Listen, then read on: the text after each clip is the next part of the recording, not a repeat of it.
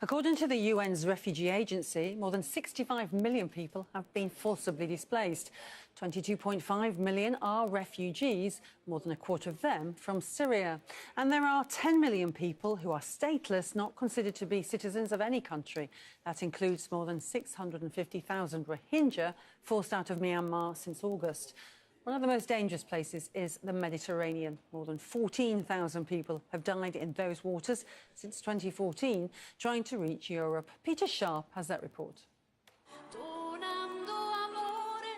In the 5 years of his papacy, Pope Francis has stressed time and again Christianity's mission to welcome the vulnerable and the marginalised. And on Sunday, at this Mass in St. Peter's Basilica to mark the World Day of Migrants, Pope Francis invited refugees, asylum seekers, newly arrived immigrants and their families to join him in prayer to celebrate this special day, highlighting the fear and suspicion that has so often blighted the lives of those looking for a new start. Local communities are sometimes afraid that the newly arrived will disturb the established order, will take away from what has been long laboured to build up. And the newly arrived also have fears. They are afraid of confrontation, judgment, discrimination and failure. These fears are legitimate. Having doubts and fears is not a sin. The sin is to allow those fears to feed hostility and rejection.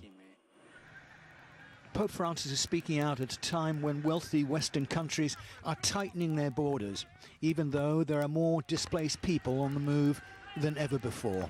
The address by the Pope is important for two main reasons. The first is that we've seen all too few world leaders willing to stand up for refugees. In fact, we've seen quite the opposite over the course of the last 2 years. We've seen a hardening of anti-refugee rhetoric, which the Pope references in his address. Pope Francis leaves on Monday for a week-long visit to Peru and Chile. He'll be taking his message of compassion for the uprooted people of the world along with him. And in Malaga in Spain on Sunday, the latest reminder that this crisis is not going away, as another 109 migrants from Morocco, including 9 pregnant women and 16 children, were brought ashore. Peter Sharp, Al Jazeera. At least 8 people have been killed